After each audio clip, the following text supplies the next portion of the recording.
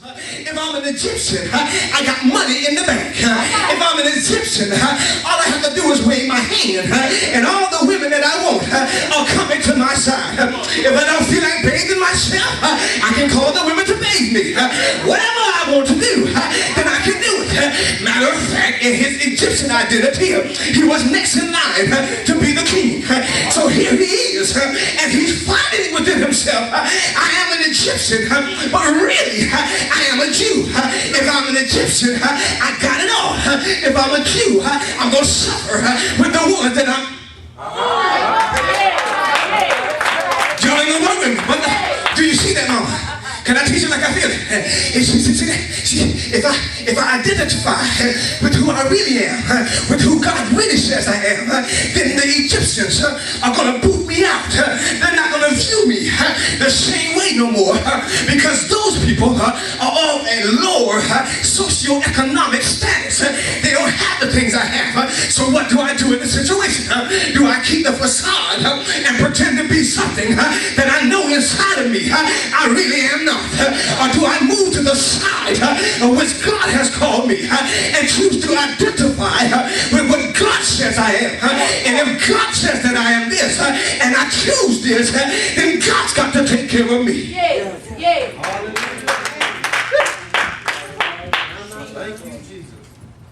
Y'all ain't gonna help me on today. Y'all ain't gonna help me on today. Am I helping somebody? We got to get rid of this identity crisis. And so Moses is wrestling with this identity crisis. And when he gets older, he says, what do I do? But here's the thing about it. I want to show you something. I want you to watch this. I want you to watch this. Watch this, Dad Hawkins. Watch this. Y'all ready? Watch this. Watch this. God is sitting in heaven. And God is this force, this energy, this power outside of my energy. And this energy, which is greater than my energy, is outside of me, looking at me, controlling what goes on in my life. And God, that supreme energy, causes situations to come in my life to really show me, the little energy, just who I am. You didn't catch that, did you? Y'all didn't catch that, did you?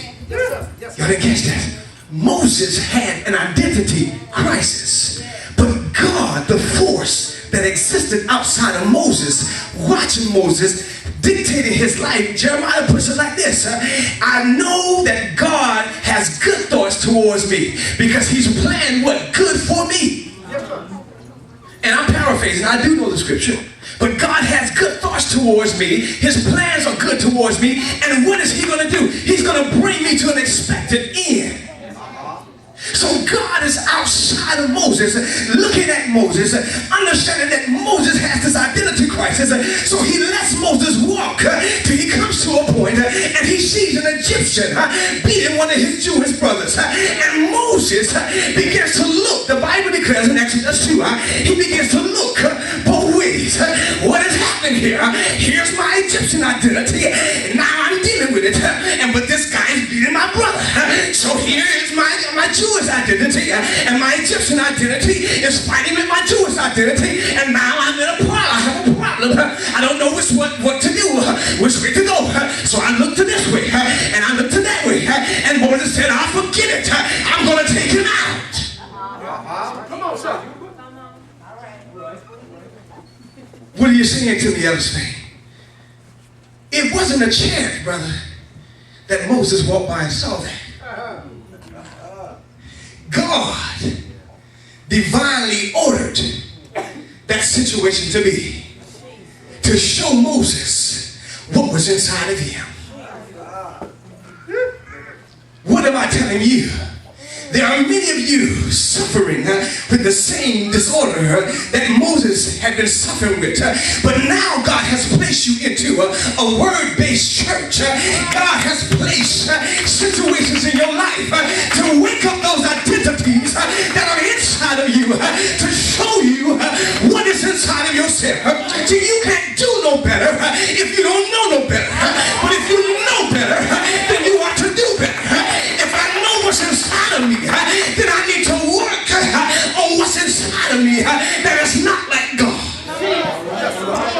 But I can't work on this thing inside of me if I don't know it's inside of me. And so God says, Moses, I got this, my friend. I'm going to put you in this situation to show you what's inside of you. Now, when I show you what's inside of you, what you going to do about it? That's it. Can I ask you a question? Now that God's showing you what's inside of you, what you gonna do about it? What you gonna choose? Which identity you gonna choose to identify with? Or you gonna choose to continue to drink the Mad Dog 2020? Are you gonna choose to drink the Old English 800? Are you going to continue to choose to drink the vodka and gin or the gin and juice? Whatever you want to say. Are you going to continue to drink your red wine until you find yourself drunk? Are you going to continue to drink your malt liquor?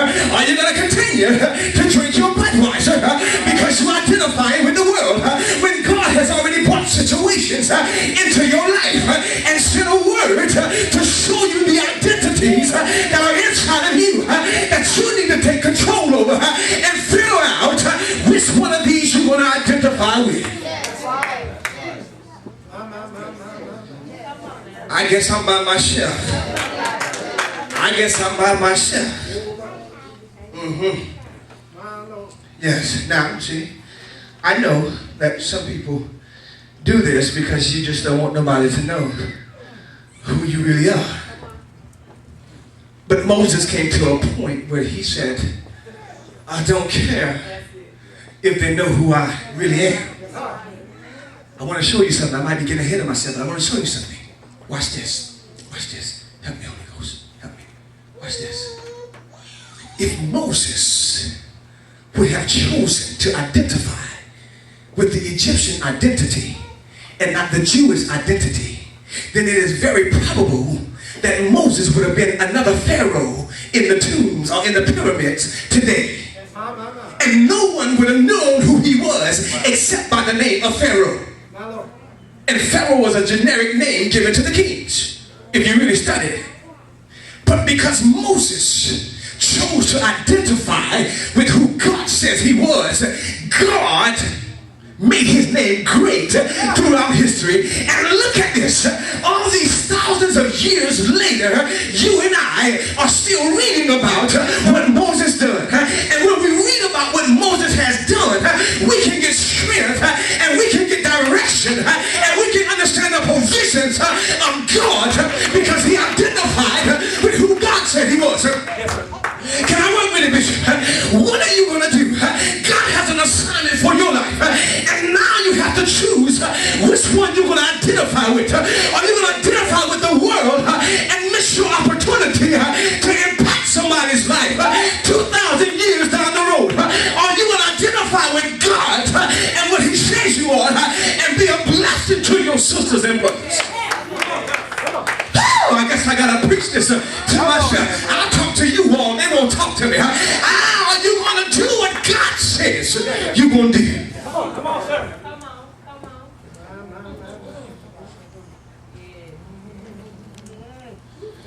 Can I get a little bit deeper? Can I roll the blankets back a little more, Mama? Can I put them down to my knee area right now? I'm not arrogant. Watch this. I'm not going to take long. I'm moving away from my nose because I feel the Holy Ghost. I'm not arrogant. I'm not conceited. But you know what?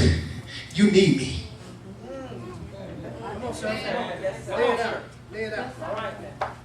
Say it, Mama. I ain't arrogant. I ain't conceited. I ain't stuck on myself. I don't think I'm nobody. But you need me. But here's this. Watch this, Brian. Watch this. But I got to choose whether I'm going to identify with the person that God says I am that's going to affect you and give you what you require from me. Can I help you? Can I help you? Can I just